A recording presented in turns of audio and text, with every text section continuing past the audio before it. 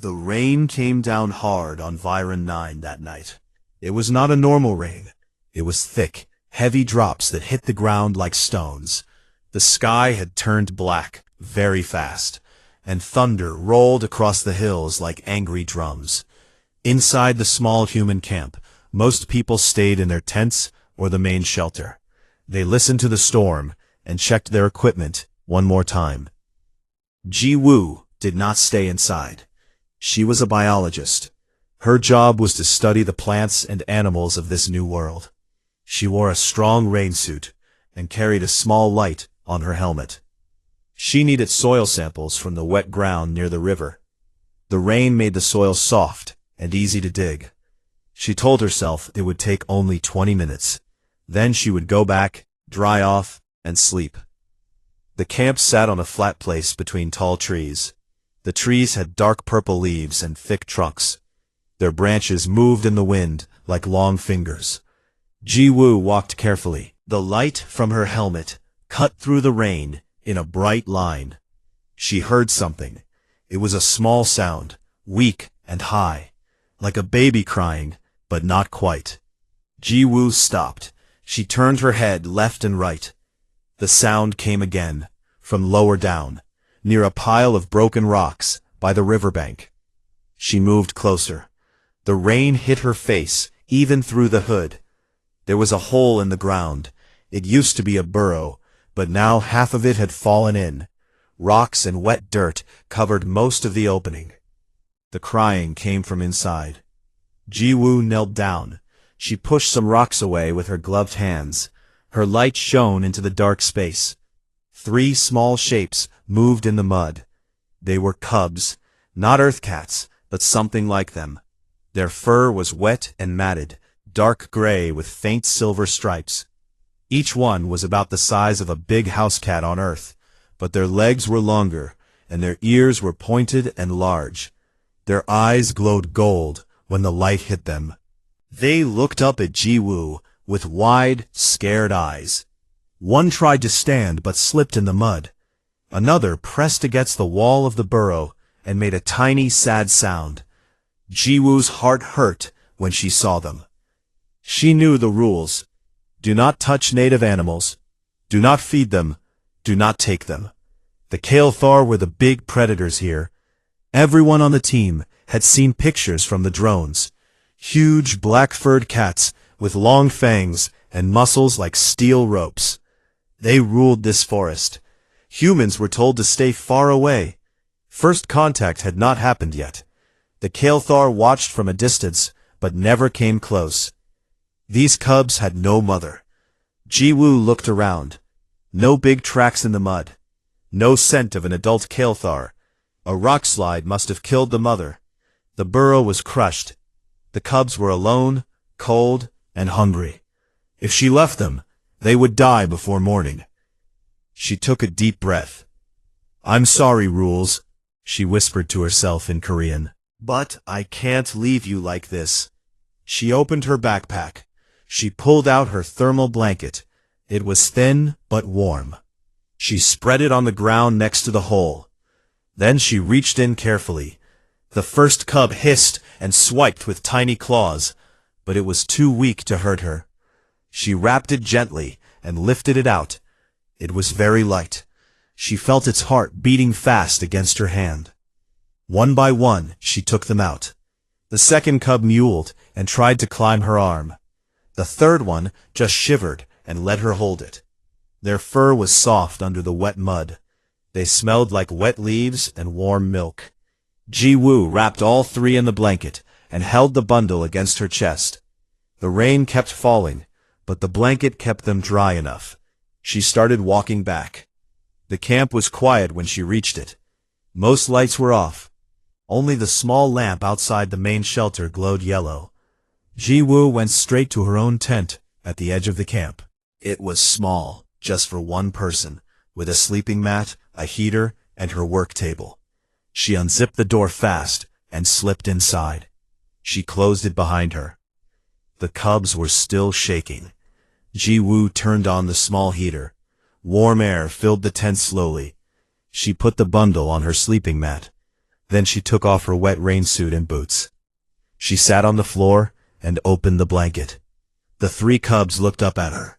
One, the biggest, a male, tried to stand on shaky legs. His golden eyes locked on her face. The second one, smaller, rolled onto its back and showed a white belly. The third, the smallest, curled into a tight ball and closed its eyes. Jiwoo smiled a little. She took a water bottle from her pack. She poured some clean water into a shallow dish. Then she mixed in a little nutrient paste from her emergency food kit. It was not perfect, but it had protein and vitamins. The biggest cub sniffed it, then licked.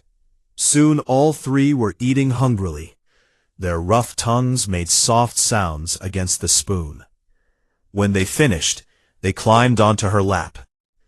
Jiwoo sat very still at first. Their claws were sharp, but they did not scratch. They pressed against her legs and chest. Their bodies were warmer now. One started to purr, a low, deep sound that vibrated through her clothes. The others joined in. It was not like a cat purr on Earth. It was stronger, almost like a small engine. Jiwoo felt tears in her eyes. She had been on this planet for 6 months. She missed home sometimes. She missed her family and soul, the smell of street food, the sound of rain on a real roof. But right now, with these small lives trusting her, she felt less alone. She started to sing quietly. It was an old Korean lullaby her mother used to sing. The words were simple, about the moon watching over sleeping children, about stars keeping bad dreams away.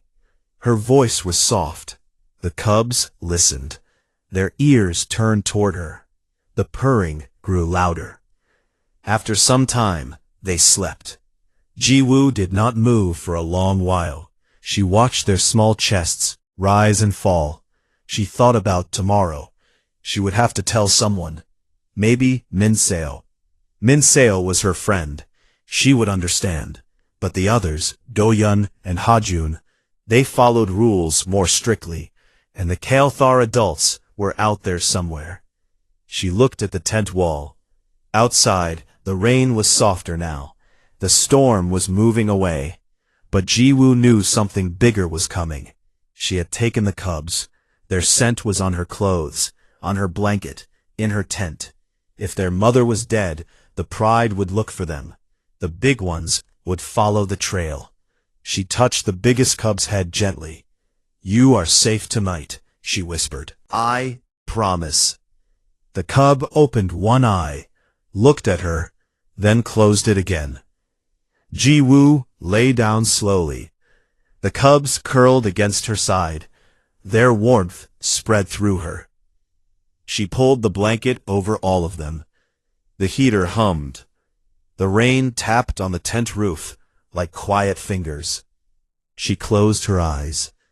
For the first time in months, she felt peaceful. But in the dark forest, far from the camp, something big moved. Golden eyes watched the small lights of the human tents. A deep nose lifted into the wet air. A scent came on the wind, faint but clear. The scent of cubs, and the scent of a human. A human took the cat cubs into her tent.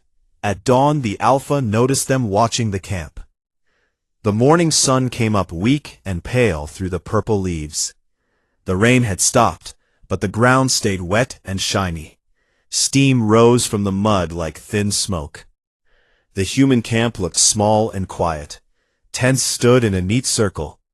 A few people moved slowly, making breakfast or checking machines. Jiwoo did not sleep much. She woke before the others. The three cubs were still curled against her. Their fur had dried during the night.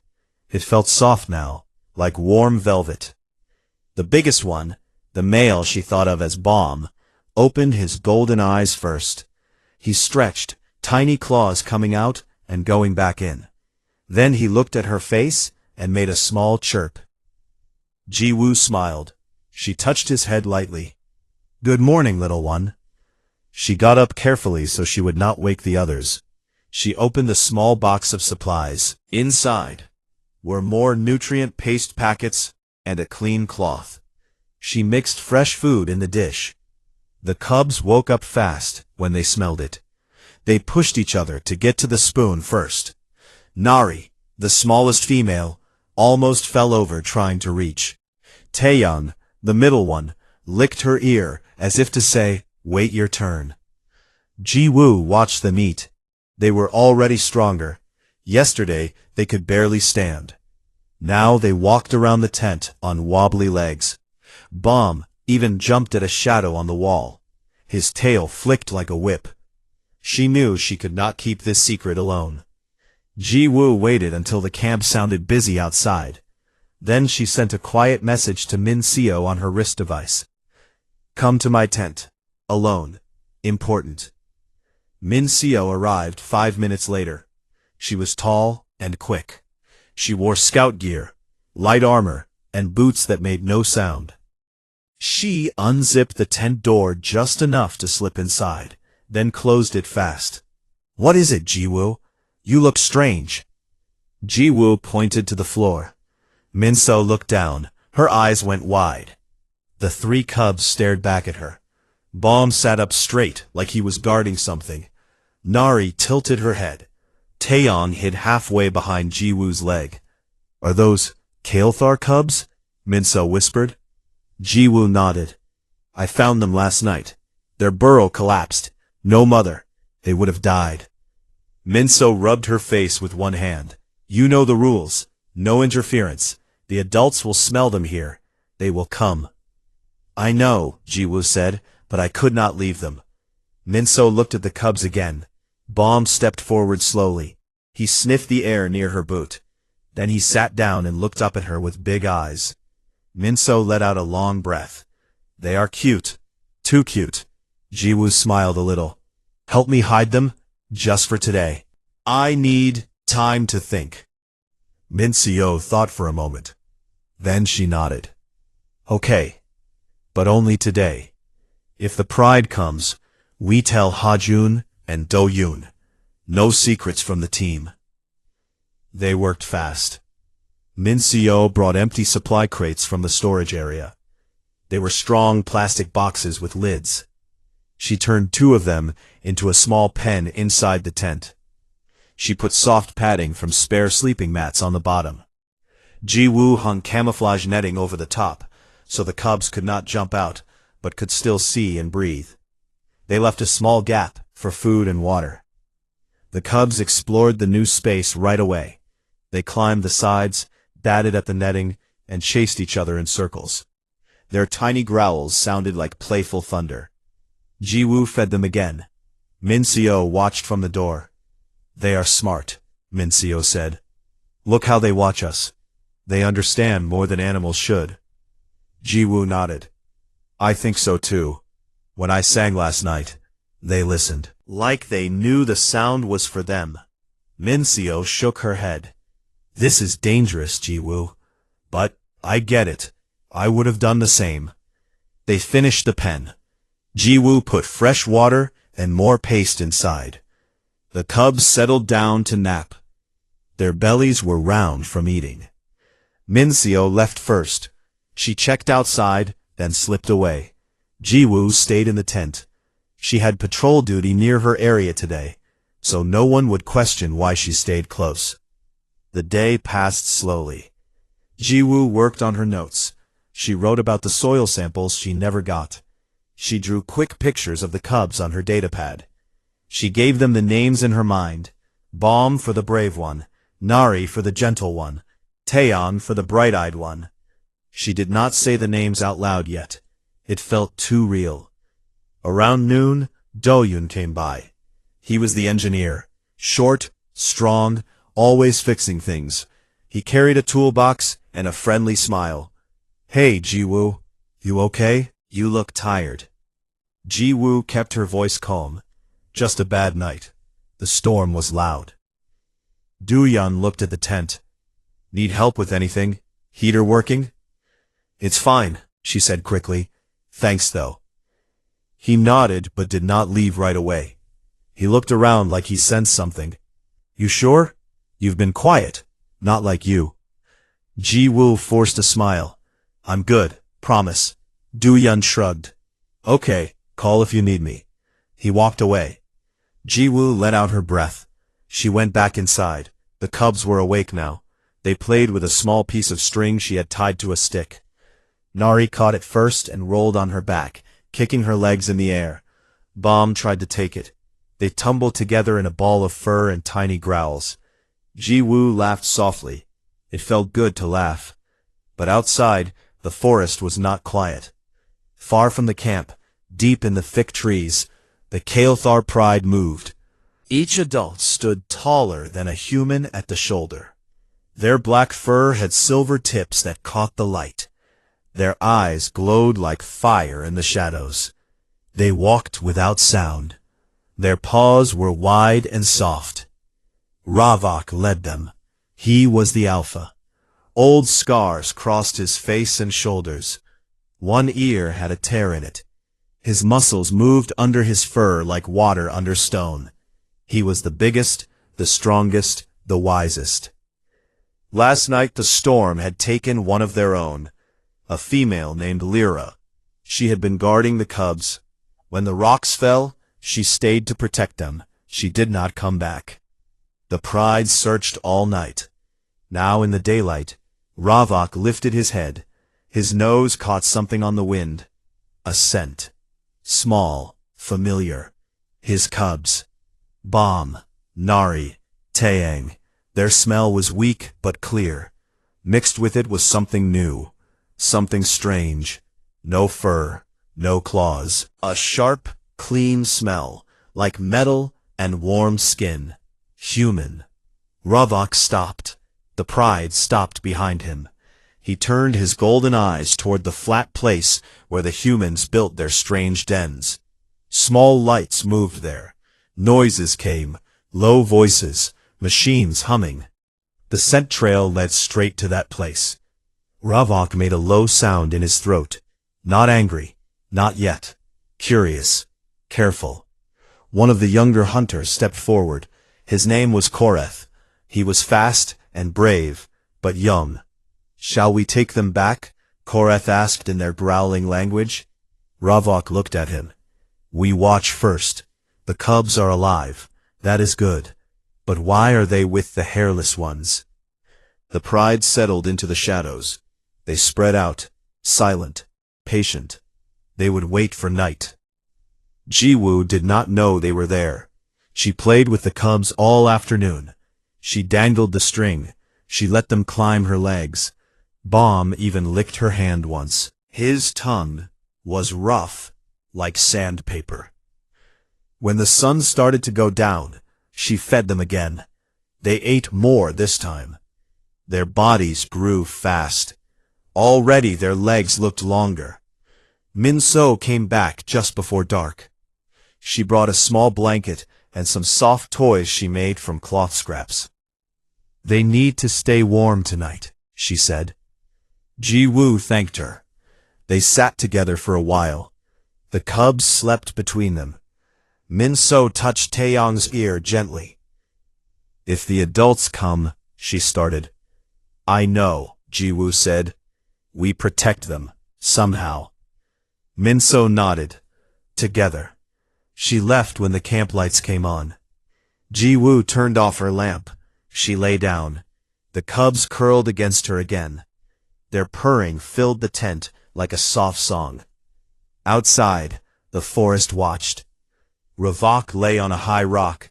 His eyes never left the small tent at the edge of the camp. The scent was stronger now. His cubs were in there. Safe, warm, fed, but with a human. He did not move. Not yet. The night grew deep. Stars came out above the purple trees. And the pride waited.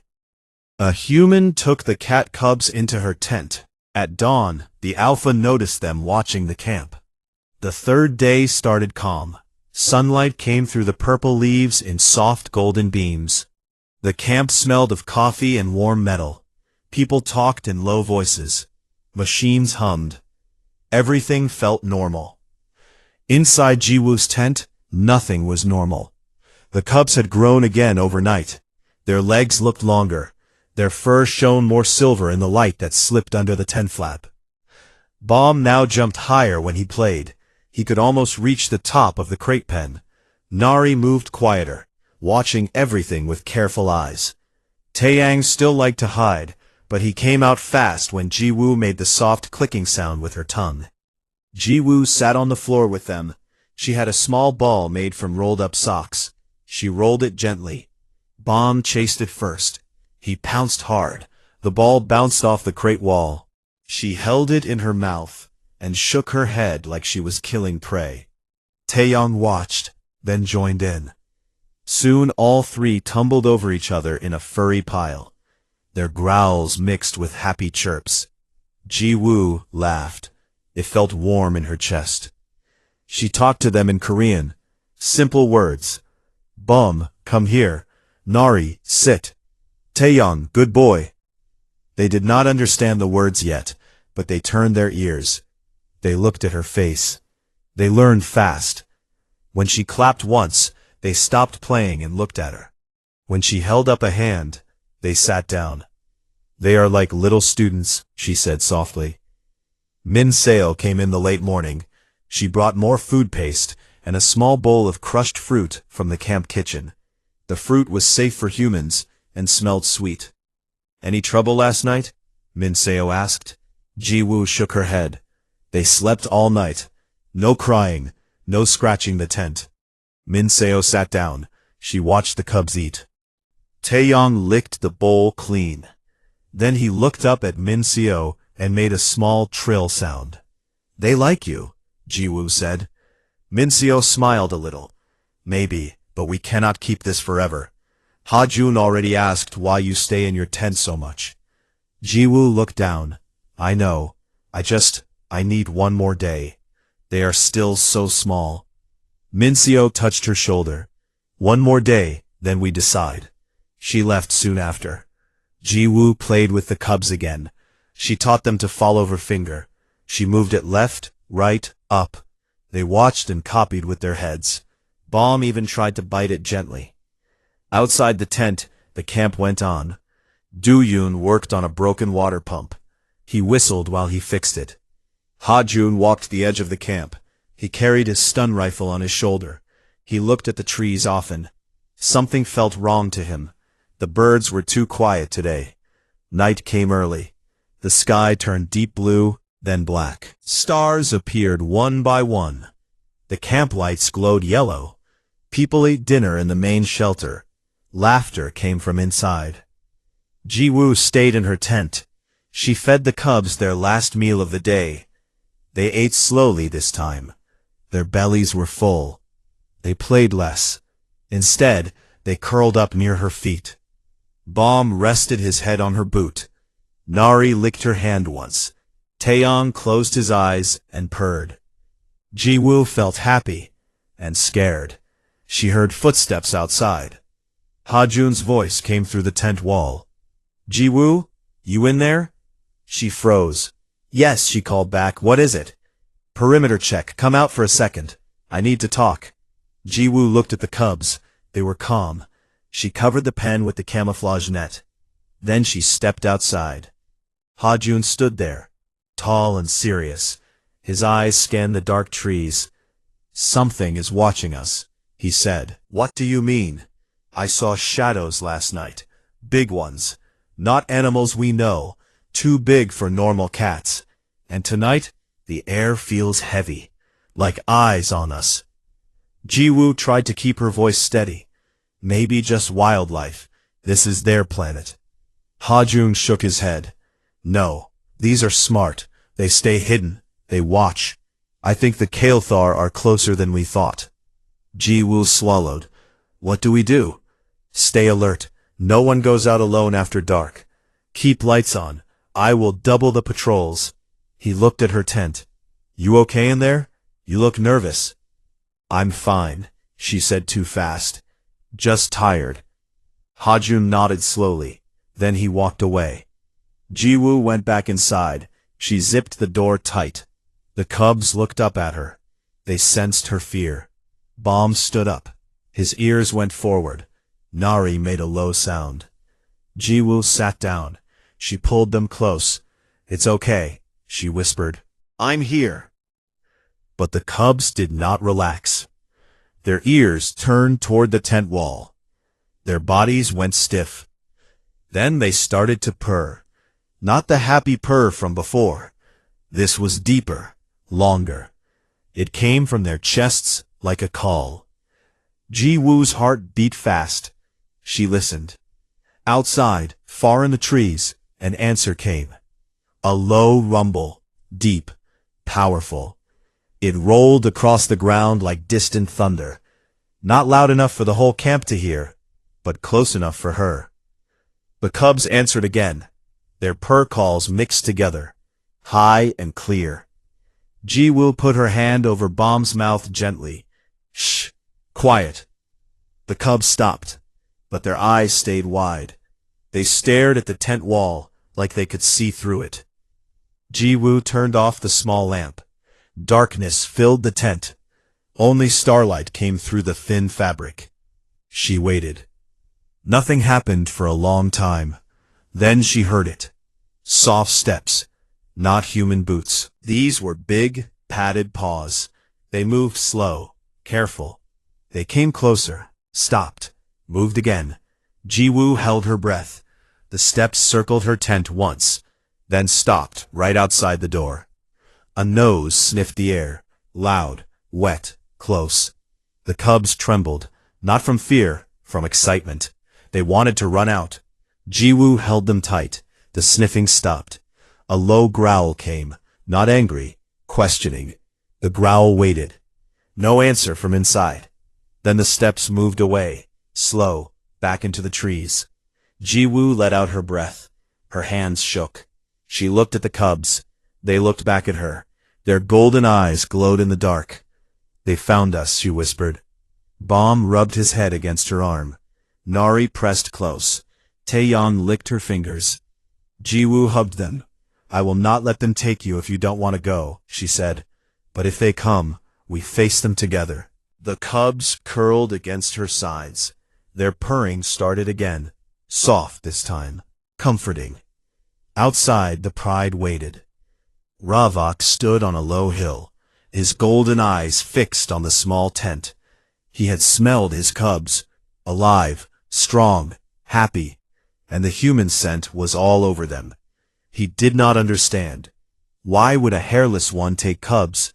Why feed them? Why sing to them? Koreth stood beside him. "They are not hurt," Koreth said. "The scent is clean, no blood, no fear." Ravak rumbled deep in his throat. "We wait for dawn," he said. "Then we see." The pride settled into the shadows. Eyes like small fires watched the camp. The night passed slow. Jiwoo did not sleep. She listened to every sound, every wind, every leaf. The cubs slept now, their small bodies warm against her. She thought about home, about rules, about what would happen when the sun came up. She touched Bomb's ear gently. "Whatever comes," she whispered, "I am with you." Outside, the stars watched, and the big alpha waited. A human took the cat cubs into her tent. At dawn, the alpha noticed them watching the camp. The sky turned gray first, then pink, then gold. Dawn came slow over Viren 9. The purple leaves glowed soft in the new light. Mist hung low between the trees, like thin white smoke. The camp was still quiet. Most people slept. Only a few early risers moved around the main shelter, making hot drinks. Jiwoo had not slept at all. She sat on the floor of her tent with her back against the sleeping mat. The three cubs pressed close to her. Bomb rested his head on her knee. Nari curled in her lap. Taeyeon lay across her feet. Their purring had stopped hours ago. Now they just breathed slow and steady.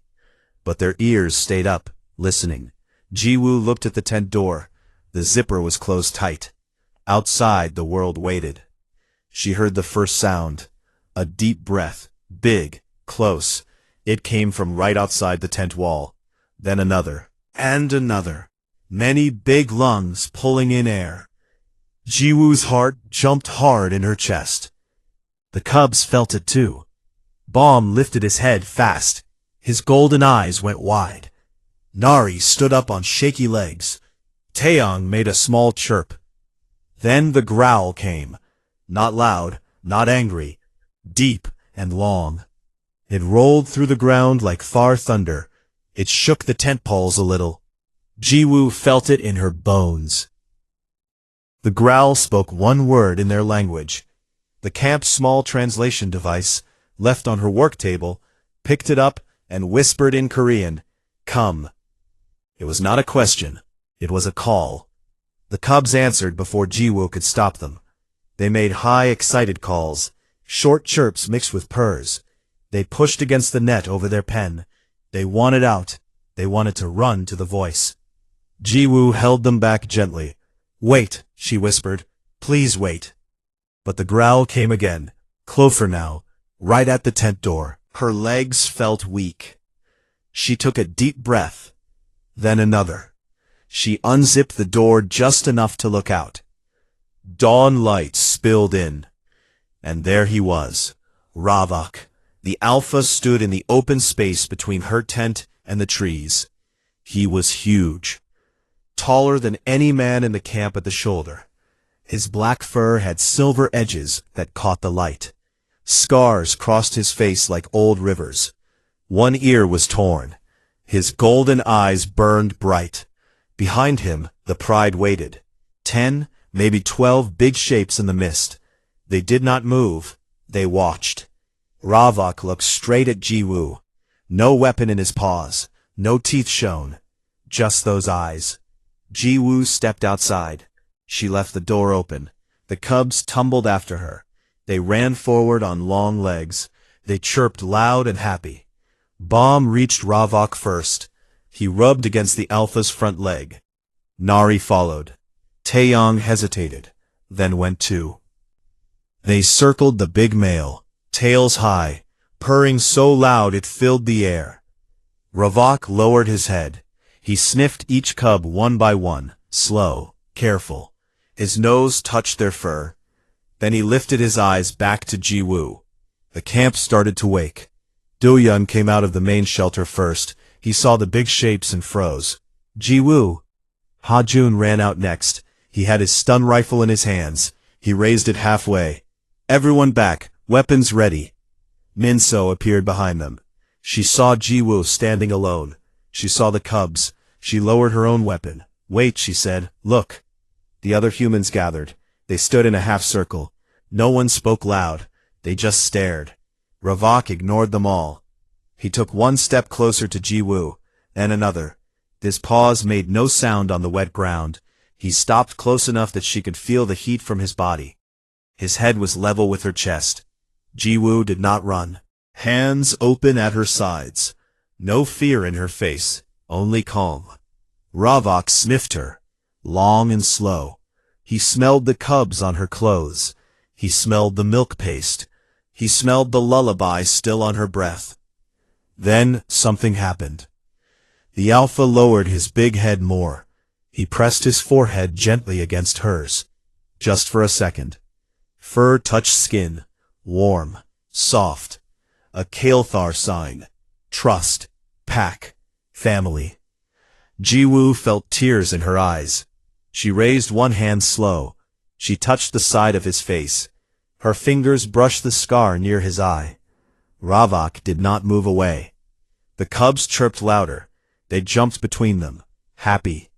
The translation device on Jiwoo's belt spoke again. Soft.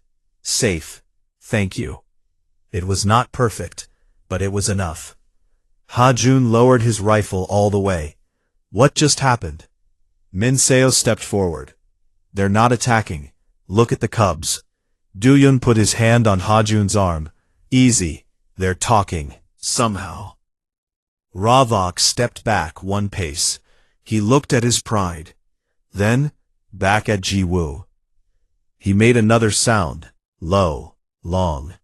The translation tried, "Cub mother. We see. We remember." Jiwoo swallowed hard. She knelt down slow. The cubs came to her. They rubbed against her legs. Bomb licked her hand. I kept them safe, she said. Her voice shook a little. They were cold, alone. I could not leave them. Ravok rumbled again. The device whispered, "We know." He turned his head toward the trees. The pride moved closer. Not fast, not threatening. They formed a loose half-circle around the camp edge. Eyes on the humans, but no growls, no teeth.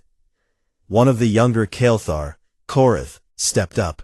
He carried something in his mouth, a small bundle of leaves and roots. He dropped it at Jiwoo's feet. Then he backed away. Food, for the cubs, or maybe for her. Then, at Ravok. "Thank you," she said. The Alpha nodded once, a small movement, human-like. Then he turned. He walked back toward the trees.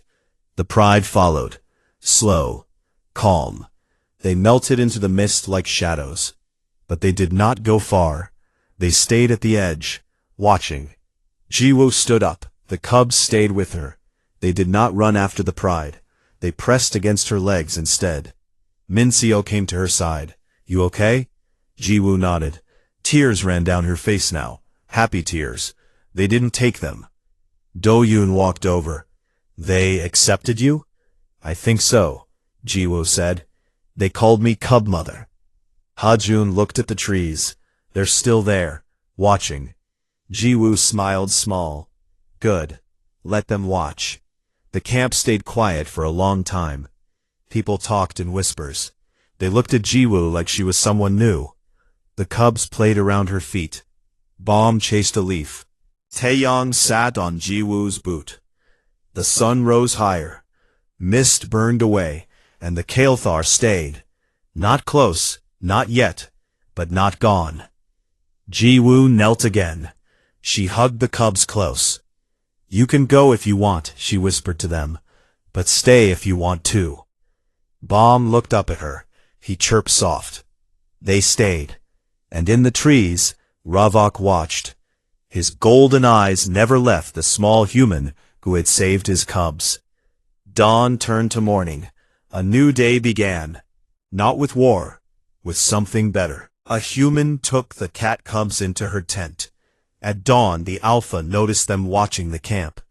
Days turned into weeks after that first dawn meeting.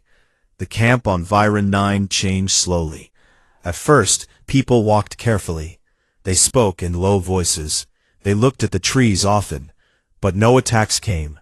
No growls in the night. Only quiet watching. The Kael'thar stayed close. Not inside the camp. Not yet. They kept to the edge of the forest. Big shadows moved between the purple trees at sunrise and sunset. Sometimes a single pair of golden eyes appeared on a hill and stayed there for hours, watching, learning. Jiwoo became the bridge. Every morning she stepped out of her tent. The three cubs followed her like small shadows. Bomb led the way now. His legs were long and strong. Nari walked beside him, calm and alert.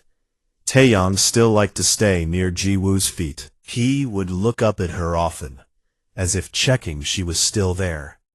She carried a small basket. Inside were nutrient paste, fresh fruit pieces, and clean water. She sat on a flat rock near the camp edge. The cubs played around her. They chased leaves.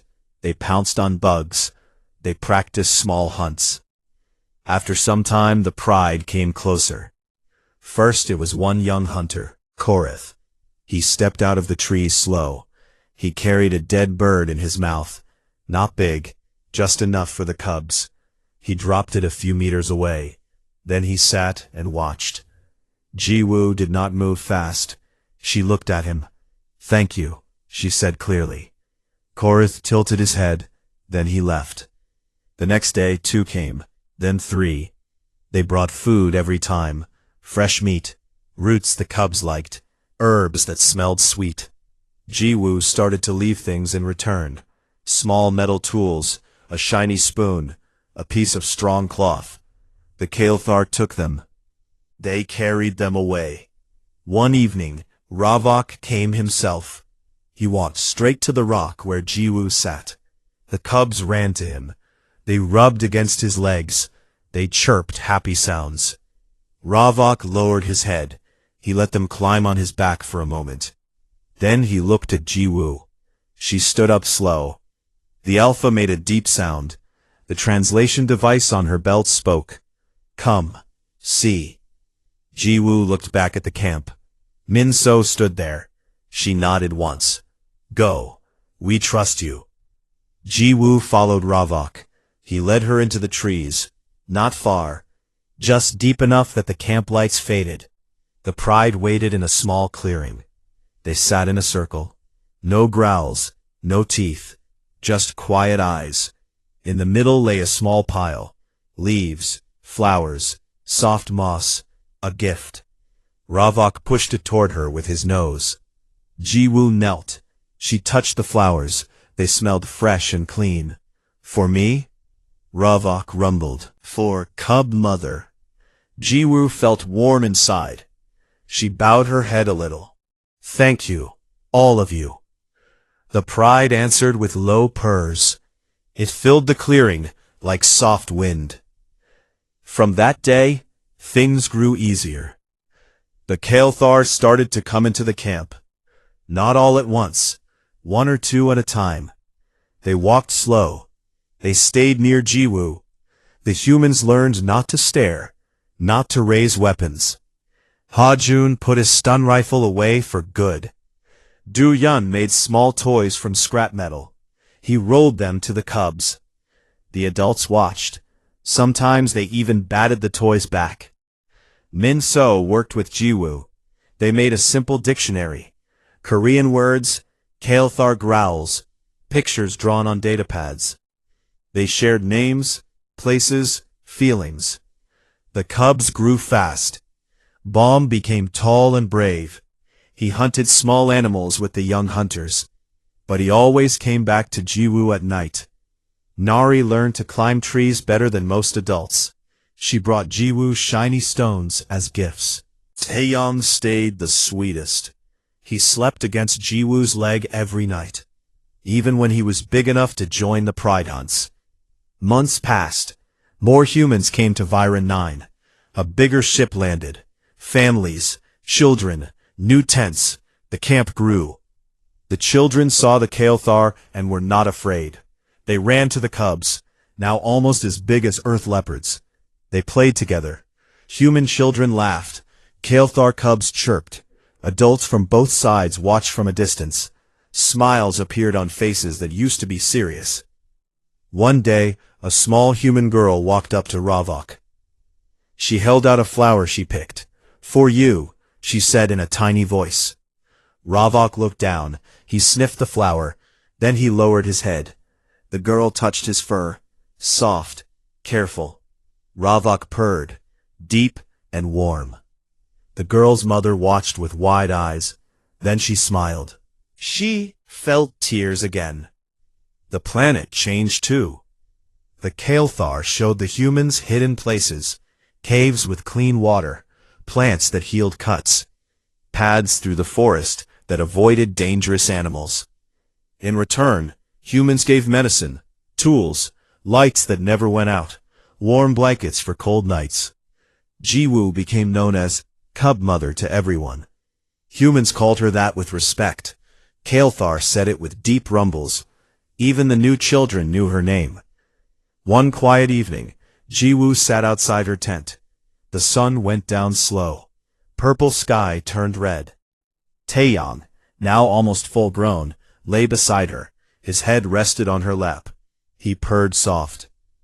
Baum and Nari played nearby with two young Kael'thar. They chased each other through the grass. Ravok appeared from the trees. He walked over slow. He sat a short distance away. Jiwoo looked at him. Hello, old friend. Ravok rumbled. The translator said, You gave them life. We give you home. Jiwoo smiled. This is home now, for all of us. The Alpha looked at the camp. Lights glowed. Laughter came from the main shelter. Children ran. Adults talked. Kael'thar walked among them without fear. Ravak pressed his forehead to hers again, like the first dawn. Then he stood. He walked back to the trees. But he looked back once. Jiwoo watched him go. Taeyang lifted his head. He licked her hand. She scratched behind his ears. The stars came out above Viren 9. The two peoples, human and Kael'thar, lived side by side. Not as enemies, not as strangers. As pack. As family. Because one human saw 3 small cubs in the rain.